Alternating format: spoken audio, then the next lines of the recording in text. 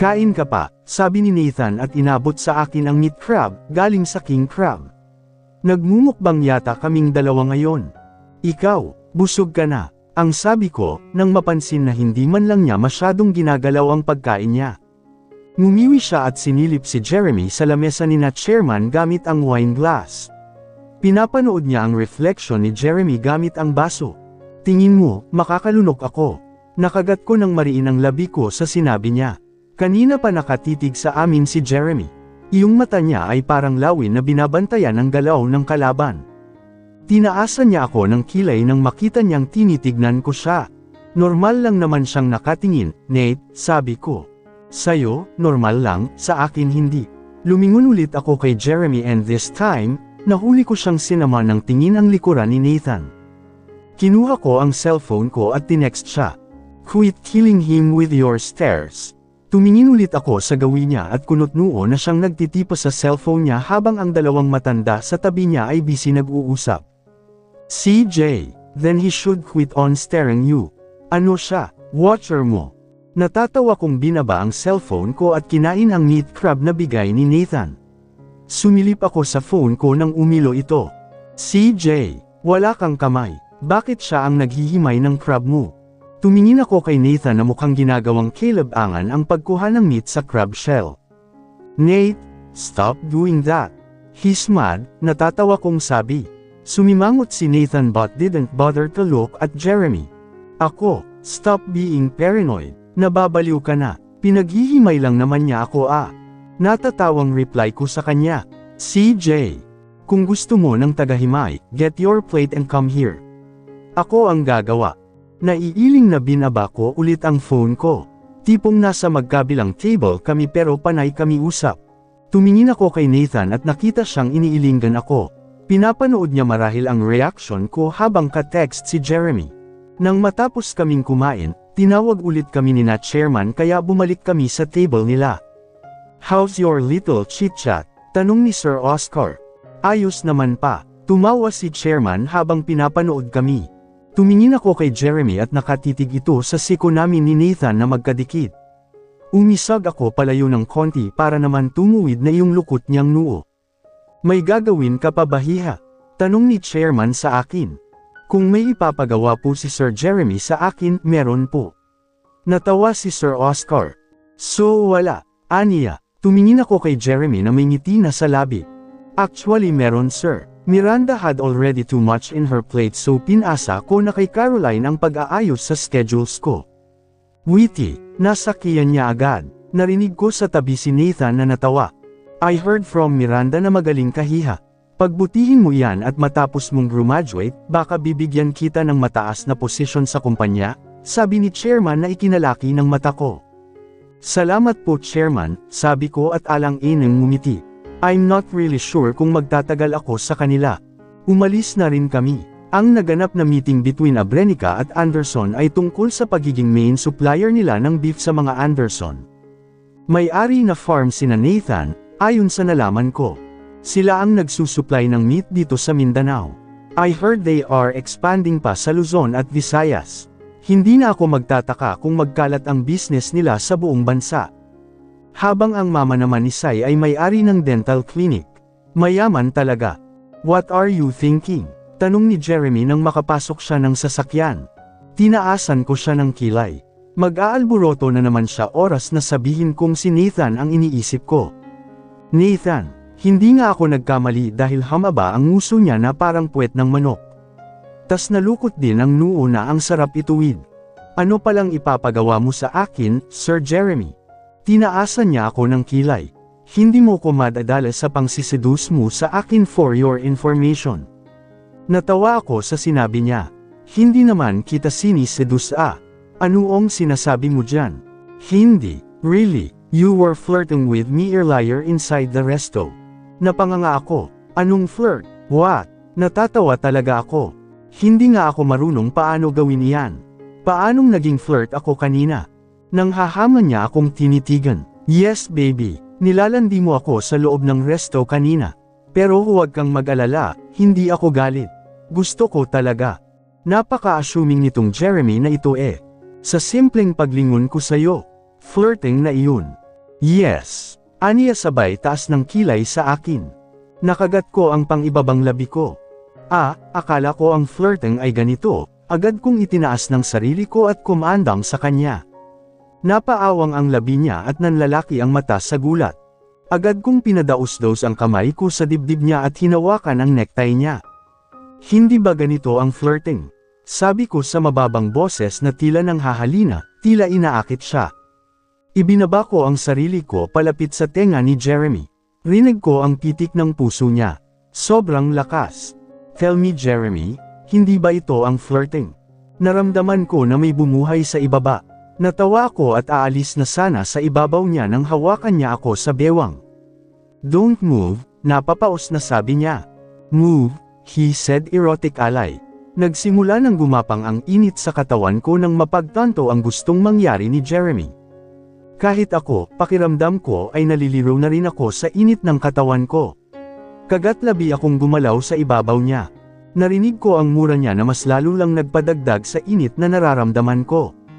Gumalaw ako sa ibabaw niya, tila pa atros abante, at mahigpit ang hawak ni Jeremy sa bewang ko. Nagsimula na rin siyang halikan ako sa leeg ko. Napapikit ako at nagsimula nang bumagal ang aking paghinga. Mas binilisan ko ang paggalaw sa ibabaw niya at isang malutong na mura ang narinig ko sa kanya. It was Jeremy at alam kong hindi lang siya ang nakaraos sa kaganapang iyon. Dahil ramdam ko rin ang pagkabasa ng nasa gitnang bahagi ng hita ko pababa sa hita. Naisabsob ko ang mukha ko sa leeg niya habang pareho kaming habol ang aming hininga. That's not flirting, darling. That's seducing, aniya at natawa habang ibinabaon ang mukha sa leeg ko. We came inside his car with clothes on. Ganito ba kami kasabik sa isa't isa? His lips twitched upwards when he saw me behind the curtain. Nahihiya akong tumingin sa kanya. Sexy, he said. Natawa ako at lumapit sa gawi niya matapos makapagsalamat sa mga sales lady na nag-assist sa akin. Nasa isang butik kami at nagpapalit ng damit dahil sa nangyari kanina. Babalik na ba tayo ng opisina? Tanong ko sa kanya. Wala namang gagawin ngayon masyado since Dad is back to his fit, so siya ang eko-coordinate ni Miranda sa mga meetings and stuff. Ay oo nga pala, like me, training pa rin siya. So saan tayo ngayon? You want to have a date with me? Sinasabi niya iyan habang pabalik kami sa sasakyan niya. Saan mo balak mag-date tayo? Gusto mo mag-swimming? Pinagbuksan niya ako ng pintuan. Wala naman akong swimsuit. Lamabi siya. Bibili tayo pagpunta natin doon. Kahit sandali lang. Saan mo balak mag-swimming? Seven Seas, hindi pa ako nakakapunta ng Seven Seas pero alam kung maganda ang lugar na iyon doon. Tumingin ako kay Jeremy na maaliwalas ang mukha. Masyado siyang masaya ngayon.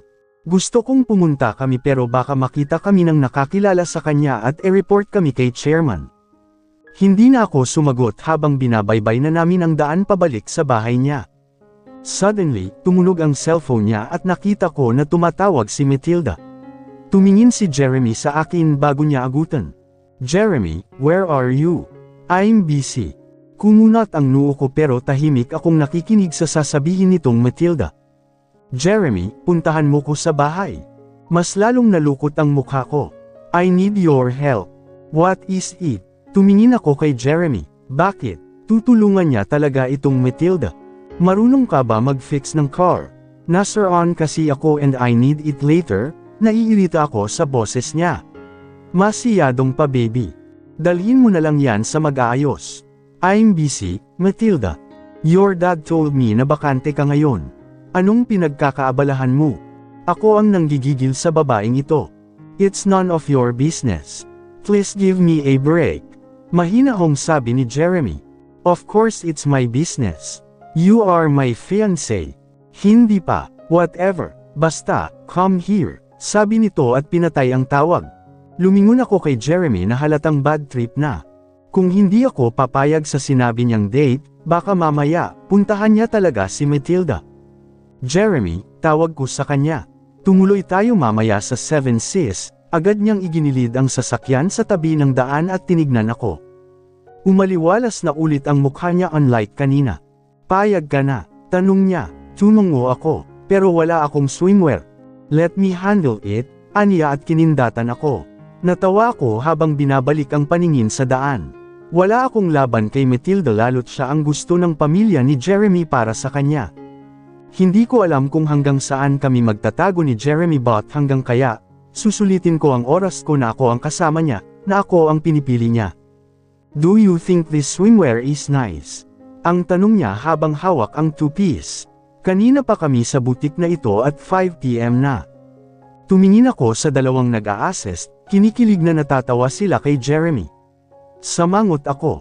Jeremy, ilang two-piece na iyan? Kahit alin, sabi ko, nahihiya. But I don't want you to expose your skin later. May swimwear bang hanggang talampakan ay balot ka? Jeremy, iyan ng puti. Kanina pa tayo dito, hindi pa tayo umaalis. Lamabi siya at binigay na lang ang 3 pares ng swimwear sa nag-a-assist. I still don't think so kung dapat mo bang suotin iyan, aniya bumubulong na rinig ko naman. Hindi ko alam kung sisimangot ako o matatawa sa kanya, nonetheless, I'm happy that he's with me. At ako, heto at pinapatayan si Matilda ng tawag. Give Jeremy a break, kahit ngayon lang.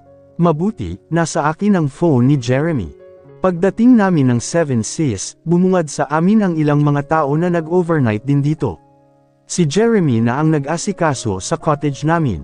May pagkain rin kami mula sa drive-thru, tama lang total uuwi rin naman kami mamaya dahil may work pa. Jeremy, pasama ako, sabi ko dahil balak kong magpalit ng swimwear, kaya lang may mga lalaking lasing sa unahan na sa tingin ko ay kaedad ko lang. Huwag ka na kaya mag-swimsuit. Natatawa akong lumapit sa kanya. Anong huwag na?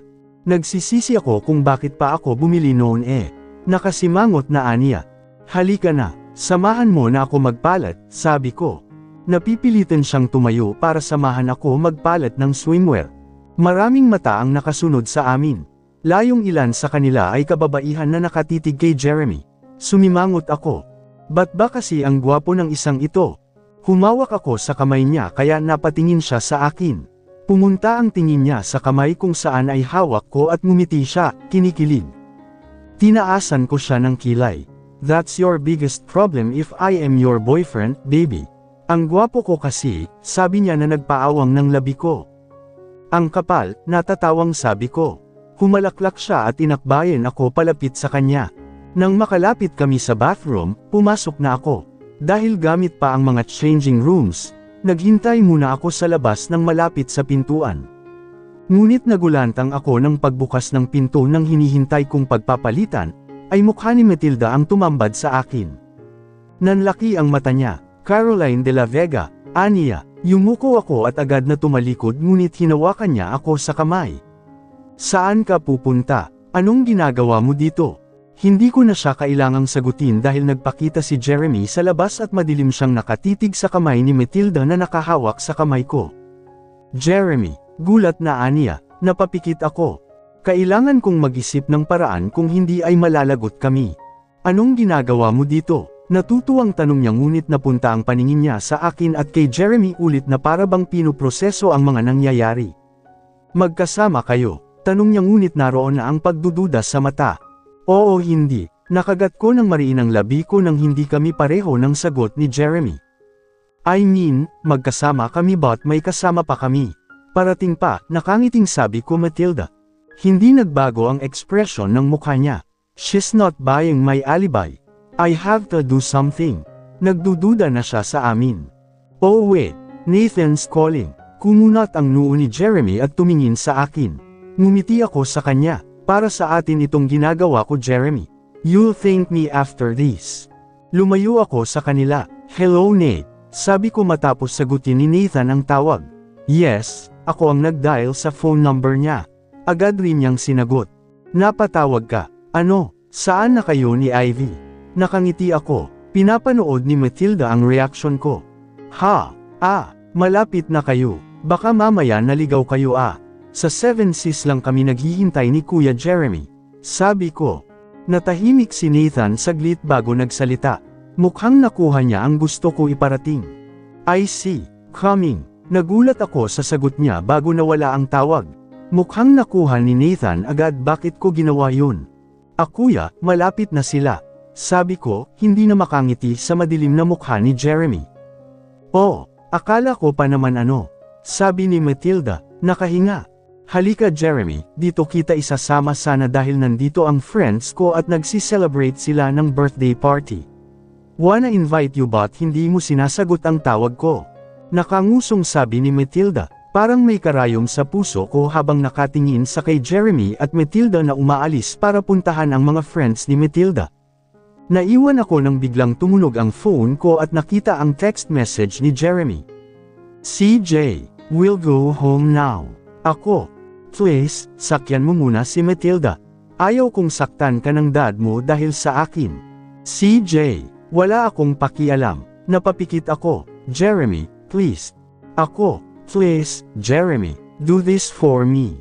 Kahit sandali lang. Then uuwi tayo mamaya. Hindi na siya nag-reply. Bumalik ako sa cottage namin at hinintay sina Nathan. Hindi sila nagtagal dahil nakarating din sila agad. Kasama niya si Ivana. Hoy, bakit biglaan? Tanong ni Ivy nang makalapit siya sa gawi ko. Tumingin siya sa gawi kung nasaan sina Jeremy. Bumalik ang paningin niya sa akin. Whatever you thinking, tama, si Nathan ang nagsalita para sa pinsan niyang hindi na maibuka ang bibig sa gulat. Dating in places like this is too risky Caroline. Bakit ka pumayag? Tanong ni Nathan. Nanlalaki ang mata ni Ivy at bumaling sa akin. Mag-usap tayo. Kinuha niya ang kamay ko at basta ako kinuyog palayo sa cottage. Si Jeremy, may relasyon kayo. Hindi ba si Nathan ang crush mo? Nanlaki ang mata ko. Paano niya nalaman na naging crush ko si Nathan? Ivy, bakit si Jeremy, Caroline? He's an ass. Kung alam mo lang ang ginawa niya kay Ate Natasha. Ate Natasha, ate ni Nathan, paano mo nalaman na naging crush ko si Nathan? You're so obvious. Lagi kitang nakikita na nakatitig sa pinsan ko kaya ako na ang gumawa ng paraan para magkalapit kayo. Kung ganoon, sinasadya niyang dalhin si Nathan kung may lakad kami para lang malapit ako kay Nate. Pero bakit? Teka, anong nangyari? Ivy, hindi ko alam ang sasabihin. Nahihirapan ako. Tumingin siya sa gawin ni na Jeremy. So kaya mo tinawagan si Nathan dahil nahuli kayo ng fiancé ni Jeremy dito na kayong dalawa lang. Nasa gilid na ng mga mata ang luha ko. Tumungo ako. Bumantong hininga si Ivana. I'm not a pro but will save your face. Stick with Nathan. My cousin won't mind. Gago talaga yang si Jeremy. I could still remember how he dumped Ate Natasha matapos niya itong pagsawaan. Tumingin ako kay Nathan na nag-aalalang tumingin sa akin. Aalis na nga siya papuntang Cebu, hinila ko pa siya sa kaguluhang ito. Is that swimwear? May extra ka ba? Let me borrow. Magpapalit tayo, aniya. Tumungo ako at kinuha ang itim na binili ni Jeremy kanina. Are you okay? Tanong ni Nathan. Tumungo ako. Magpapalit lang muna kami, sabi ko sa kanya at hinila si Ivy pabalik kung saan kami nagkita ni Matilda. Matapos naming magpalit, tumingin kami sa refleksyon namin sa whole body mirror.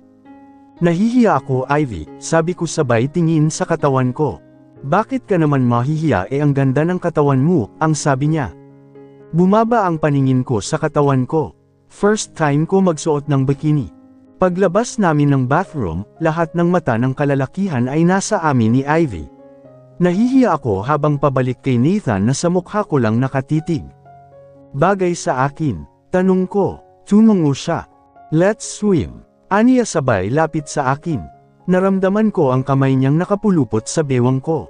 Uuwi na tayo Caroline, malamig na boses ni Jeremy ang narinig namin sa likuran ko.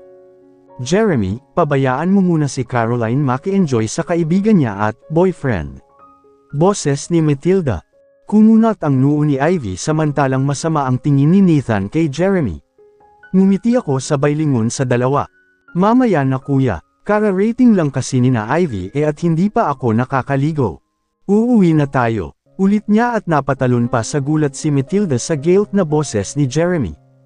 Kuya, don't call me kuya, hindi kita kapatid. Nakagat ko ng mariin ang labi ko. Bumaba ang paningin niya sa katawan ko at nakita ko ang pag-igting ng panga niya nang makita ang kamay ni Nathan doon. Let's go, aniya at nilagpasan kami. Tumingin ako kina Nathan. Sige na, Caroline, ayos lang kami ni Nathan, sabi ni Ivana. Pwede pa naman kayo mag-date ni Nathan sa susunod. Sabi niya sa akin. Napatingin ako kay Nathan na nasa kay Matilda ang paningin. Sundan mo siya, kapatid mo naman siya, sa susunod pwede pa tayong lumabas ng ganito. Sabi niya. They are saving me. Pinagtatakpan nila kami ni Jeremy. Tumango ako at kinuha ang gamit namin ni Jeremy at sumunod sa kanya. Hinanap ko siya paglabas ko, naabutan ko siya na nakahilig sa sasakyan niya. Naninigarilyo. Jeremy, tawag ko sa kanya. Lumingon siya sa akin, ngunit naabutan ko ang galit sa mga mata niya. Binalik niya ang atensyon sa harapan at humithit na naman ng sigarilyo. Lumapit ako sa kanya, napupuno na ang dibdib ko sa sakit at selos kanina. Jeremy, bakit ang dali lang sa'yo na e-deny ako? Nakagat ko ng mariin ang labi ko sa lamig at puno ng hinanakit na pagkakasabi niya. Jeremy, baka kasi malaman ni Chairman. Sa tingin mo ba nababahala ako tungkol doon? Tumulo na ang luha sa mga mata ko. Anong gusto mong gawin ko, Jeremy? Tumingin siya sa akin, this time, puno ng hinanakit ang mga mata niya. Fight for me, that's what I need. Kontrolado na ako ni Dad sa mga bagay na ayaw ko. Huwag mo naman sana akong kontrolin kagaya niya. Hayaan mo naman akong gustuhin ka. Sinasabi niya iyan na puno ng emosyon, puno ng sakit, lungkot, at pagkabigo. Binaygo ko siya. Sa gabing ito, wala akong pinagkaiba sa dad niya. Nakauwi na kami sa bahay niya. Hindi niya ako kinikibo. Dumiretso siya sa banyo sa kabilang kwarto habang ako ay naliligo na sa bathroom niya. Nang matapos, nagbihis ako at hinintay siya na makabalik sa kwarto ngunit hindi siya bumalik. 3 oras akong naghintay at 12:00 na ng gabi pero wala pa rin siya. Humiga na lang ako at sinubukang matulog. Kinabukasan, maaga akong nagising para magluto ng breakfast namin. Paglabas ko ng kwarto, napatingin ako sa kabilang room kung saan sa tingin ko ay naroon siya natutulog. Naalala ko ang sinabi ni Ivana tungkol sa ate Natasha niya. Tinanong ko ang sarili ko kung may nagbago ba sa pagtingin ko sa kanya, pero wala. Wala talaga kahit pagkamuhi, wala. Hindi ko alam kung anong ginawa ni Jeremy sa ate ni Nathan, kung ano man yun, gusto ko pa rin yata siya. Pagpunta ko ng kusina, nilabas ko na sa ref lahat ng lulutuin. Leon lang madaling lutuin, gusto kong bumawi kay Jeremy. Madali lang naman magsaing, magprito ng itlog at hotdog kaya sinunod ko ay gawan siya ng kape. Sakto namang bumaba si Jeremy. Nagulat pa siya nang makita ako sa kusina at may suot na pink na apron sa tingin ko'y sinadya niyang bilhin. Wala pa ito noong una eh. Good morning Jeremy, nakangiti kong bati. Jeremy na ulit, hindi ba kuya ang tawag mo sa akin kagabi? Ang sabi niya. Ngumuso ako kasi maaga pa pero sinusungitan na niya ako. Ano, kain ka na? Sa opisina na ako kakain. Malamig na sabi niya. Nilagpasan niya ako at pumunta ng ref para kumuha ng tubig. Nasaktan ako sa pagbabalewala niya sa effort ko. Nagtimpla ako ng kape, pinasigla ko pa rin ang boses ko kahit napapahiya na ako sa harapan niya. No thank you, Anya. Hindi ko na napigilan ang pagtulo ng luha ko. Agad ko itong pinunasan. Akala ko aalis siya matapos niyang uminom ang tubig ngunit nagulat ako nang matapos niyang ilagay ang pitchel sa ref. Lumapit siya sa gawi ko at umupo sa tabi ko mismo. Nagsandok siya ng pagkain at kumuha ng ulam. Akala ko ba ayaw niyang kumain. Lumingon ako sa may ref, at naabutan ang sarili kong reflection sa ref mismo. Nakita niya siguro ang pagpahid ko ng luha. Sit with me, utos niya. Umupo ako sa tabi niya at pinanood siyang kumakain. Ngumiti na ako at nagsimula na ring magsandok ng kanin. Tumingin ulit ako kay Jeremy at iniinom na niya ang kape ko. Nawakan ko siya sa kamay kaya bumaling siya sa gawi ko. I'm sorry kagabi, sabi ko. Nakita ko ang pagbuntong hininga niya. Inikat niya ang upuan niya paarap sa akin at nilapit ang inuupuan ko sa kanya. Forgiven, aniya sa mababang boses. Hinawakan niya ako sa mukha at hinaplos ito. Sorry for making you cry.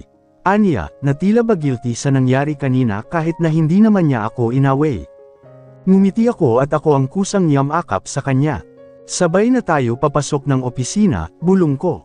You sure? Hindi ka matatakot? Natatakot ako but if that's what makes him happy then papayag ako. Hahanap na lang ako ng alibay para makalusot. Ayaw ko nang kontrolin si Jeremy. Masyado akong na-guilty sa nangyari kagabi. Hindi ko iniisip ang nararamdaman niya. Sarili ko lang ang iniisip ko. Pagdating namin ng opisina, naroon na naman si Matilda. Nakatitig siya sa amin ni Jeremy habang papasok kaming dalawa. Wala siyang sinabi pero yung mata niya ay nakapirmi sa akin. Iniiwasan ko na lang na magawi ang paningin ko sa kanya at nag-focus sa trabaho ko bilang intern. Natuloy si Nathan ng Cebu at hindi na rin kami madalas nag-uusap. Si Ivana at Kelsey naman ay nagsimula na sa internship nila sa El Salvador. Ako naman ay sama-sama kay Jeremy minsan sa mga meeting niya or nasa opisina lang at ginagawa ang trabaho ko. Mas naging maingat ako para kay Jeremy. Professional ako sa harapan nilang lahat lalo't bantay sarado sa amin si Matilda at Miss Miranda. Once a week lang ako natutulog sa bahay ni Jeremy. Umuuwi ako ng boarding house ko sa Makabalan tapos minsan sa weekend, umuuwi ako ng San Roque sa request ni attorney. Naging busy rin si Jeremy at panay out of town siya dahil sa negosyo kaya sa text lang kami nag-uusap.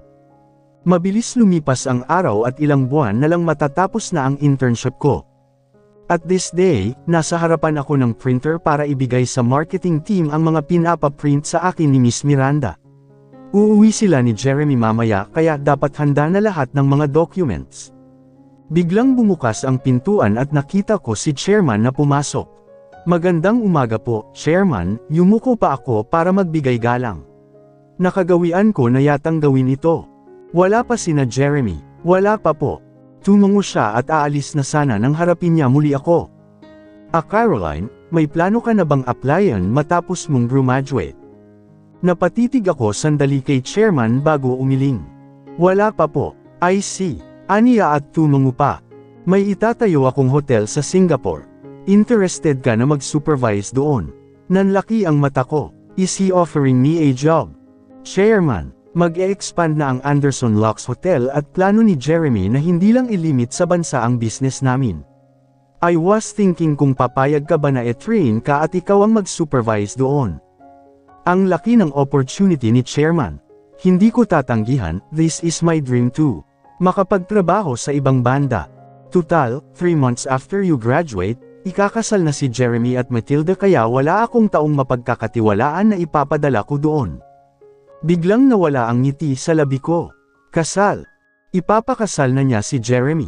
Jeremy will be busy for sure kay Matilda so ikaw ang naiisip kong haalina muna sa kanya hanggat hindi pa siya nakakabalik. Nakagat ko ng mariin ang labi ko. Hindi ko alam anong isasagot kay Chairman. Hayes, gusto ko na talagang magkaapo. I'm sure Jeremy will learn to love Matilda. What do you think, Hiha? Pinanood ni Chairman ang reaction ko kaya pinilit kong ngumiti at tumango. Yes po, Chairman. Matututunan ni Jeremy na mahalin siya. Parang may bamara sa lalamunan ko matapos sabihin iyon. I see. Anyway, I have to go. Pag-isipan mo ang offer ko, Hiha, ang sabi ni Chairman at umalis. Naiwan akong tulala at hindi na makakilos dahil sa sinabi niya. Natapos ko na lang ang ginagawa ko, ang puso ko ay mabigat pa rin sa nalaman. Caroline, karaoke kami ni Cyrus. Sama ka, sabi ni Jewel nang magkita kami habang palabas ako ng kumpanya. Umiling ako, salamat na lang, may pupuntahan pa kasi ako Sabi ko, umuwi ako sa boarding house ko at humiga sa kama. Hindi naman nakakapagod ang mag-print ng documents pero sa binalita ni Chairman kanina, na-drained yata ako. Napatingin ako sa phone ko nang mag-vibrate ito. A message from Ivana. Hoy babaita, hindi ba day off mo bukas? Ako, bakit? Ivana, puntahan ka namin ni Kelsey. Nag-excuse kami sa mama niya. Pumayag. Kumunot ang noo ko. Ako, bakit?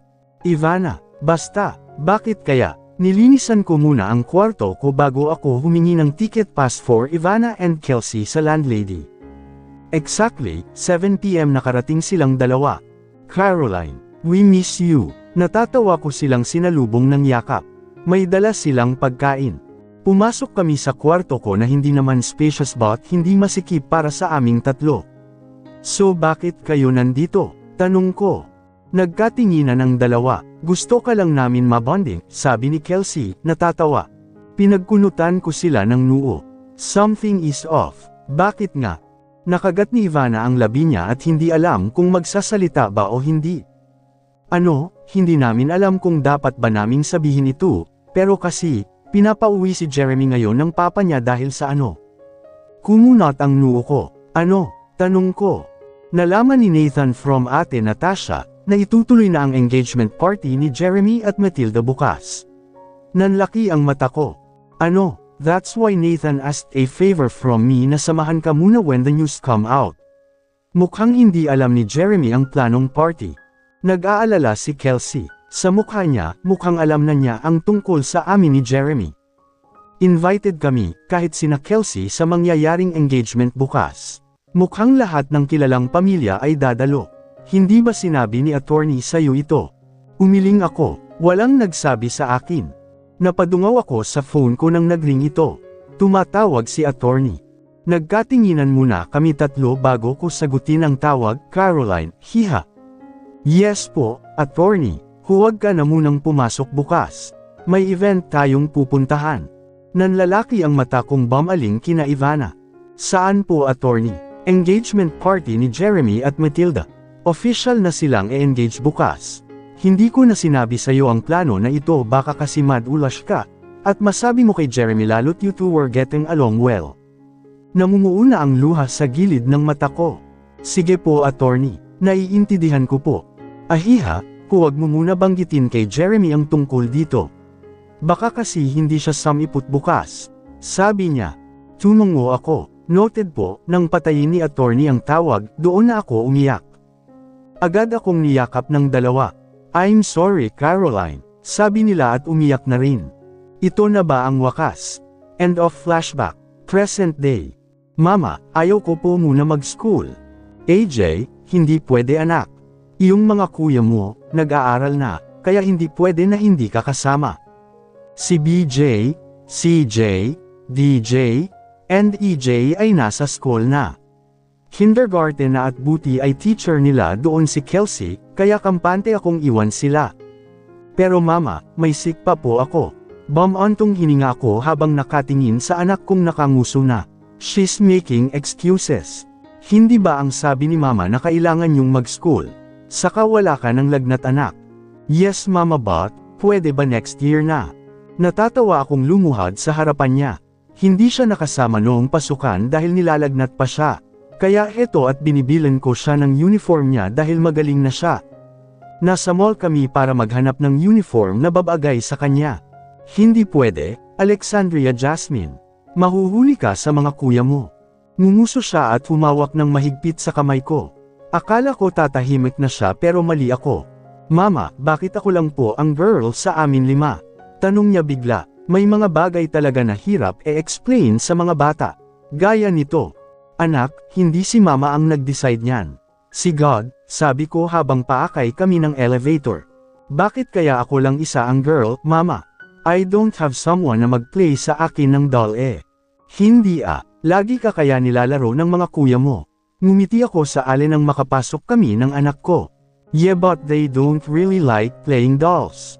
Umaalis din agad si Kuya BJ, Kuya CJ, and Kuya DJ. Only Kuya EJ stayed. Ngumiti ako. EJ is acting like a kuya of the four kahit pa siya yung medyo pasaway. Si EJ naman talaga ang unang niluwal ko kaya siya ang kuya. Next si DJ, then CJ, and BJ. So the bunso is our little girl na hindi ka tatantanan sa mga katanungan niya. Because Kuya EJ knew that you need him. Pero mama, isn't it unfair? Kuya EJ wanted to play cars too. She sighed. Dapat kasi mama to kaming girls eh. Nag-add sana si Papa God ng isang girl. Napangiwi ako sa sinabi niya. Huwag na anak. Halos mamatay na nga ako kakaalaga sa inyo noong baby pa kayo, tapos gusto mo pa dagdagan ng isa. Tita Ninang, sigaw niya nang makita namin si Daph pagkalabas namin ng elevator. Tinaasan ko siya ng kilay nang makita ang attire niya. Galing pa sigurong duty ito. Nako Carol, huwag mo kong tanungin. Maraming pasyente kaloka, sabi niya. Natawa akong yamakap sa kanya. Akala ko ba nag-resign ka na? Ngayon pa na-aprobehan ang resignation letter ko, reklamo niya. Gutom ako, tara kain tayo. Aniya at kinuha ang kamay ni AJ. Anong gusto mong kainin, anak? Tanong niya sa anak ko. Pansit with soup tita. Tumingin si Daph sa akin na nagtataka. Sotanghon, sabi ko, napanganga siya at bumaling sa anak kong bulilit na tuwang-tuwa na naglalakad. Without Daph and Kelsey, hindi ko na alam anong gagawin ko. Raising quintuplet is not a joke. Layong ipanganak sila, hirap na ako, lalo na yung pagpalaki. Hindi ko alam anong uunahin, plus, wala pa akong pangtustos sa gastusin. Kaya buong buhay kong ipagpapasalamat na may kaibigan akong gaya ni Daph. Isa siya sa mga taong sumuporta sa akin sa pagpapalaki ng mga bata hanggang sa nakaya ko nang buhayin sila mag-isa. Namiss ko kayo sa bahay. Wala nang kumukulit sa akin agad kong hinawakan ang kamay niya. Daph, pwede ka namang magstay sa bahay namin. Pwede tayo sa sala matulog, sabi ko. Ngumiti siya at bumaling kay AJ. Alam mo bang nakaka-proud ka? Hindi mo alam gaano kita ka pinagmamalaki na nakaya mong buhayin ang 5 na walang sustento sa ama. Nawala ang ngiti sa labi ko. Huwag na nating pag-usapan, Daph. Maayos na siya sa buhay niya ngayon. Bumantong hininga siya. Hindi ko alam kung tama bang bumalik ka dito ng Pinas sabi niya. Ngunguso ako. Alam mo namang hindi kami citizen ng mga anak ko sa US. Illegal na nga na doon kami for 2 years, mas lalo na kung magtatagal pa kami. Buti hindi pa kami nahuhuli. Salamat na rin sa fiancé niya na katuwang ko sa ibang bansa.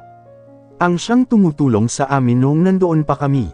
Pero kasi Caroline, hindi ka ba kinakabahan? Masiyadong matunog ang pangalan ng Anderson dito. Bakit hindi ka nalang nagstay kay Nana sa Baguio? Siya nga nagpapunta sa amin dito kina Kelsey. Lumipat doon sina Chairman. Mas safe kung nasa malapit lang kami kung nasaan ang bahay nila. Lumipat. Even your ex. Tumingin ako kay AJ na busy sa paglalaro ng ball sa cellphone ko. Hindi ko alam. Wala ba sila kung nasaan sina Chairman? Agad na nalukot ang mukha ni Daph at pinitik ako sa noo. Matalino ka naman sana pero bakit hindi mo ginagamit iyang brainy mo, Carol? Sa tingin mo matapos nang nangyari sa inyo, ayos pa ang relasyon ng mag-ama. Nakagat ko ng mariin ang labi ko. Wala akong balita kay Jeremy matapos kong umalis 7 years ago. Hindi ko alam anong nangyari sa kanya o sa katila mag-ama. Hindi pa naman kami nagkikita, so chill. Sabi ko at umayo ng upo nang dumating na ang order namin. Isa pa, nasa Baguio ang New Lux Hotel ng Anderson ngayon. Sinama niya muna ako ng tingin bago niya asika ang anak ko. Nagkwentuhan na lang kami ni Daph sa araw niya sa hospital. Natatawa lang ako habang nakikinig sa kanya tungkol sa mga unending work dito sa Pinas. Well, huwag ka na magtrabaho. Malaki naman ang sahod ng fiancé mo. Sabi ko, tumawa siya. Oo nga, pero nasa dagat pa siya ngayon so maboboard lang ako. Ako kaya mag-asikaso sa mga bata habang busy ka sa mga freelancing gigs mo. Sa amin ka magstay, tita. Sabat ng anak ko. Ngumiti si Daph. Yes, AJ. Gusto mo ba ako magstay sa inyo? Yes po, tita. Mama, tabi po kami ni tita please. Ngumiti ako. Kumain ka na. Sa sala tayo matutulog kapag sa bahay matutulog si tita Ninang. Okay mama. I can't wait mama kasi miss na miss ko na po si tita Natatawa ako sa reaksyon ni Daph nang bigla itong lamabi at nang gigigil na lumapit sa anak ko at binogbog ito ng halik pero mas natawa ako nang makita si AJ na pinahiran ang pisngi niya. Tita, your laway stayed in my cheek. Nagpipigil ako ng tawa nang ngumiwi si Daph at nanlalaki ang matang tumingin sa akin. Kumain ka na dyan, sabi ko na lang at kumain na rin. Matapos naming kumain, agad ko siyang inaya na mamili kami ng uniform ni AJ. Dahil nakabili na ako noong nakaraan ng shoes at ibang gamit niya, napapasyahan namin na sunduin na ang 4 kong anak sa kwelahan. Sumama pa rin si Daph sa amin. I am surprised na hindi tinuloy ni Kelsey ang degree niya. Pareho kami, graduate ng business at nagpursue siya ng teaching, at ako naman nag-freelancing. Naiintindihan naman kita, may 5 kang anak, so mas better na stay at home ka lang habang nagtatrabaho. Si Kelsey kasi, oh well, baka calling niya talaga ang teaching. Mama, sila kuya, sabi ni AJ sabay turo sa 4 na tumatakbo papunta sa gawin namin. Kahit si Kelsey ay tumatakbo rin palapit sa akin na nanlalaki ang mata. Sumasenyas siya na hindi ko makuha. Pinapaalis niya ba tayo? Tanong ni Daff na nagtataka. Car, sigaw niya. Go inside the car. Leon ang sabi ni Kelsey, Caroline. Ani ni Daff na mukhang nakuha na agad ang ibig sabihin ni Kelsey.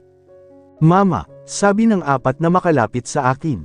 Caroline, sigaw ni Kelsey at tinuro ang nasa likuran. Nanlaki ang mata ko nang makita si Attorney Mildred na kausap ang principal. Para akong nanlamig sa kinatatayuan ko. Narinig ko ang mura ni Daff sa likuran at kinuha niya ang apat na nakapulupot sa hita ko para ipasok sa sasakyan niya. Parang slow motion sa akin ang lahat ng lumingon si Attorney sa akin. Tumingin ako kay Daff at nakita ang sasakyan niya na umaalis na sakay ang 5 mga anak ko.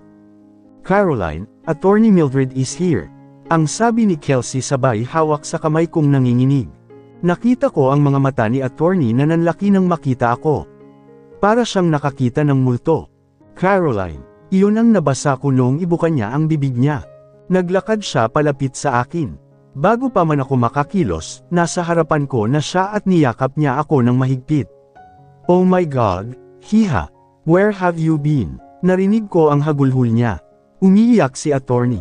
Hindi ako makakilos. It's been 7 years. 7 years nang lumayas ako sa kanila, matapos nilang sabihin na huwag sabihin kay Jeremy na buntis ako, at ipalaglag ang anak ko.